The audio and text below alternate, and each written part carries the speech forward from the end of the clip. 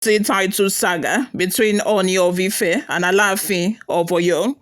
This saga started after Ooni of Ife bestowed upon Jubril Dotun Sanusi a chieftaincy title of Okanlomo of Yoruba land. Alaafin of Oyo seemed to think that the Ooni of Ife's duty is not to confer chieftaincy title on anyone, and that is his own territory. But a lot of people have contradicted him since he gave Ooni of Ife an ultimatum to withdraw the chieftaincy title. Can you imagine? Before we delve right into the details of today's news, if this is your first time here, you have not subscribed to this channel, what are you doing? Please make sure you subscribe, turn on the post notification bell. Also, leave your opinions in the comment section below as well. Without further delay, my people, let's delve right into the details of today's news.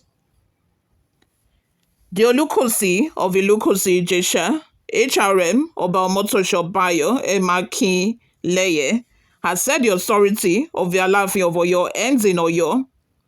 Oba Akinleye says this amid the controversy between the Alaafin of Oyo, Oba Abimbola Akim Owade, and the Ooni of Ife, Oba Enitan Adeyeye Ogunwusi. The issue started after the Ooni conferred the chieftaincy title of Okanlomo of Yoruba land on one Jubril Dotun Sanusi from Ibadan.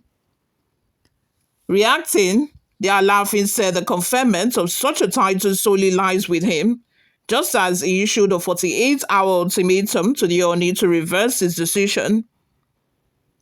A statement from his palace reads, and I quote, "The attention of the Alaafin of Oyo and the Titan of Yoruba land, Oba Engineer Abimbola Akim Owade I, has been drawn to the purported conferment of chieftaincy title of Okanlomo of Yoruba land on a business tycoon, Dotun Sanusi, by the Ooni of Ife, Oba Enitan Adeyeye Ogunwusi.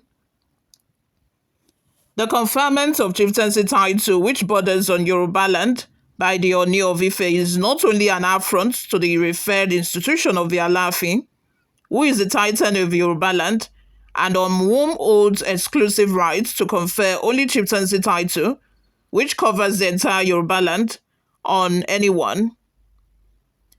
The Ooni of Ife is behaving as if there is no authority to check and call him to order, and because of that, above the law syndrome of his, he is in the habit of working on everybody's back, including the apex courts in the country, the Supreme Court, which had ruled on the exclusive preserve of the Alaafin to confer chieftaincy title that covers the entire Yoruba land on anyone.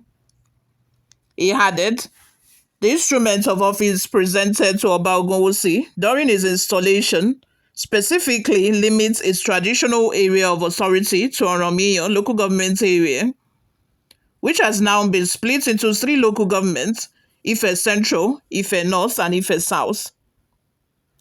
The dictum that nobody is above the law of the land is now being put to a critical test, and the reality of our time makes it very obligatory for the Alaafin to call the Ooni of Ife to order and demand revocation of a so-called Okanlomo of Yoruba land chieftaincy title conferred on Engineer Dotun Sanusi within 48 hours or face the consequences.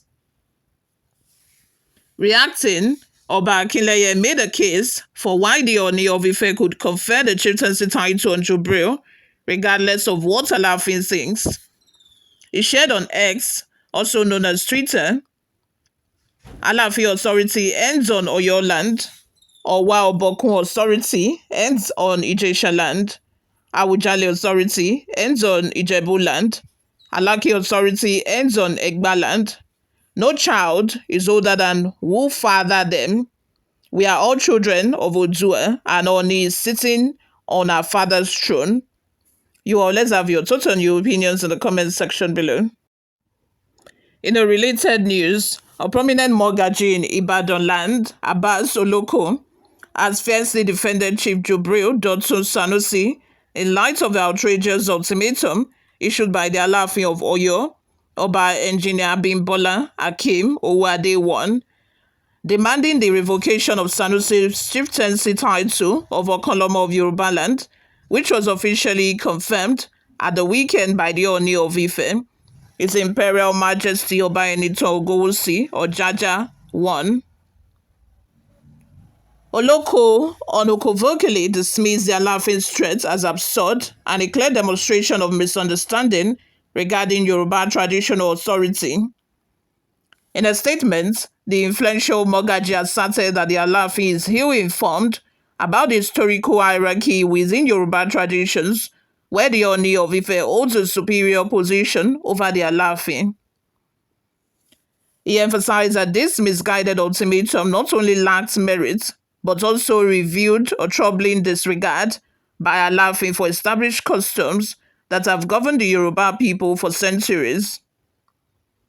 According to him, the title conferred on Sanusi had received the full backing of the late Oba Lamidi Adeyemi III 5 years ago, reinforcing its legitimacy and the respect it commands within Yorubaland.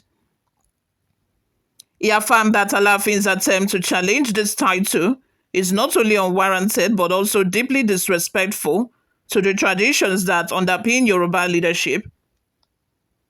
Oloko passionately highlighted the invaluable contributions of Ooni of Ife, a paragon of tradition and progress, whose leadership has been a transformative force for the Southwest.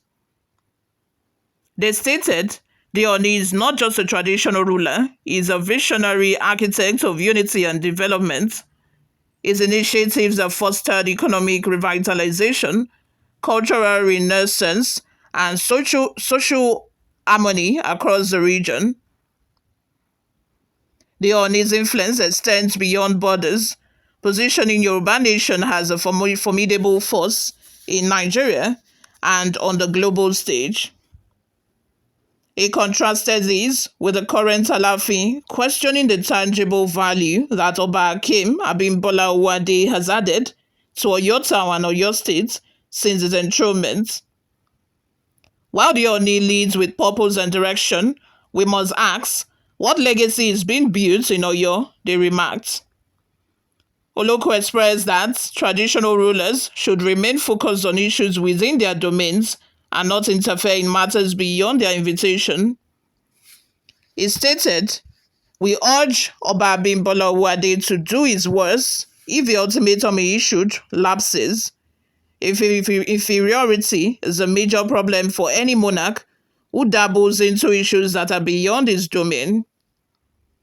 He reiterated the need for unity and respect among Yoruba monarchs, emphasizing that Alaafin should embrace his role as a leader and diplomat rather than engage in petty disputes that threaten the unity of their heritage. We implore all leaders to avoid unnecessary conflict and instead channel their energies into fostering harmony and cooperation among our people.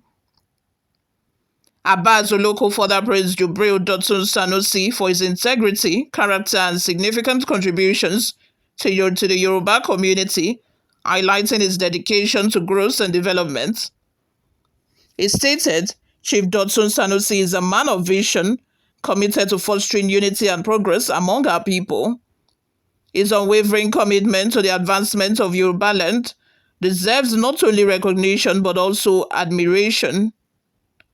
Sanusi's leadership has been instrumental in various developmental initiatives. The group underscores that his title is a testament to his service and dedication. You all, let's have your thoughts and your opinions in the comment section below. Before we go, guys, let's take a look at some of the reactions we got online.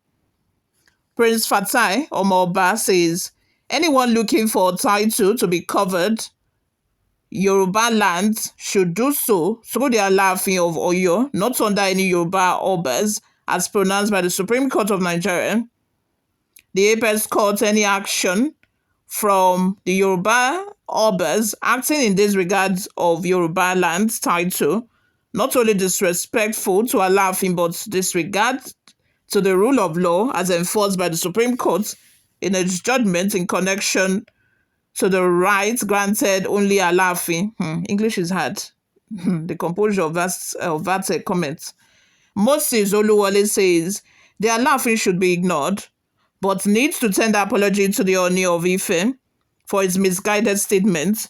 He should also realize that the Alaafins too, respected in Yoruba land, and it should not demote it as a result of his greed for recognition.